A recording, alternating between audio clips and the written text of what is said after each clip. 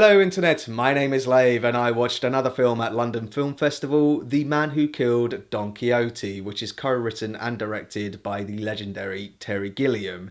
Now before I get into it, I'll have to put some things into context. So for those who don't know, the character of Don Quixote is a character from 17th century Spanish literature about a nobleman who is inspired by legends and stories of old and believes that chivalry is dying. So along with his unfortunate sidekick Sancho, he dresses up as a knight and goes out into the world and lives out his fantasies, and his view on the world is somewhat distorted. That's it in a nutshell, and it's a character that's popped up in numerous theatres and plays and films. Orson Welles tried to make a film about him in the late 90s, and Terry Gilliam tried to make a film at the back end of the 90s with Jean Rochefort and Johnny Depp, and it was a complete disaster. There is an excellent documentary about it called Lost in La Mancha, which was my introduction to the character and the story, and I have done a written review on it. I'll put links in the description if you want to read it in full, but I highly recommend it to anyone out there, especially budding filmmakers who want to see what it's like to make a film. So that brings us up to speed, and now nearly 20 years later, Terry Gilliam is having another go at it with a slightly adapted screenplay and a new cast, which stars Adam Driver as Toby, a self-centered filmmaker who has sold out. Now he's making a living doing advertisements and commercials, when one day he realizes he's filming near a location where he filmed a student film about the titular character. So he goes back to see the old cast members and the locations, where he discovers the actor he hired to play Don Quixote now thinks he's Don Quixote and mistakes him for Sancho, and they go on an adventure down the rabbit hole. Adam Driver gives a typically good performance in another comedic role following on from Logan Lucky. He's not a particularly likeable character, he's a reprobate and doesn't do anything to really help himself, but it is absolutely hilarious watching him trying to rationalise the predicament that he gets himself into. It's hilarious.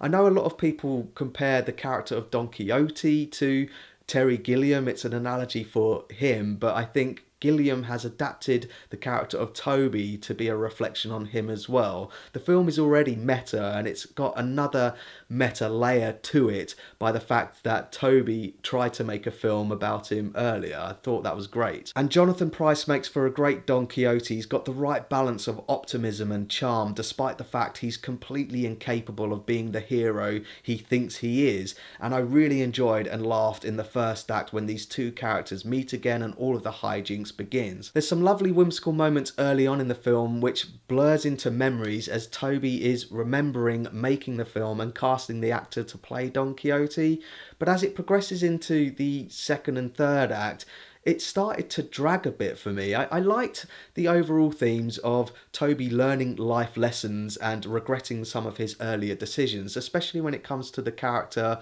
of Angelica, played by Joana Ribeiro, I think her name is.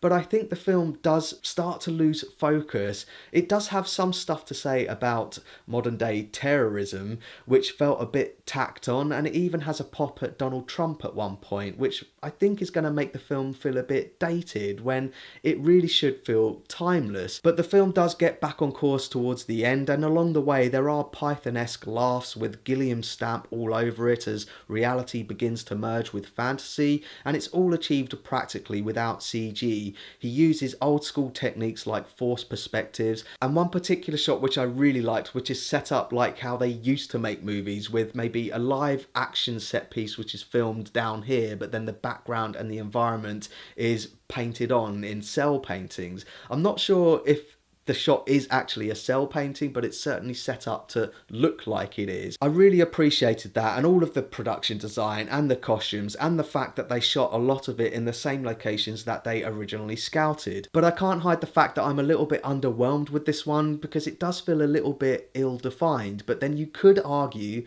that that is the point and it's all deliberate, but I'm undecided. So that's my thoughts on The Man Who Killed Don Quixote, and pause the video if you want to take a closer look at my enjoyment tracker now. I walked out of this one satisfied and happy that Terry Gilliam has finally got his passion project made and on the big screen, but I think even die-hard fans will admit that it's not his best work. Maybe if it was released back when it was originally intended to be released, it would have been different, but I guess we'll never know. So that's it for my London Film Festival this year. I was going going to do a review for If Beale Street Could Talk. I bought this ticket a couple of weeks ago and completely forgot that I booked the 11 o'clock performance and not the 6 o'clock performance. And I missed it. I'm really going to regret that. But in the meantime, I'm going to be going back to my normal schedule and watching general release movies, so keep an eye out for that. In the meantime, thanks very much for watching this review. I really do appreciate it. If you can, give this video a like and don't forget to share the Lave. Gracias!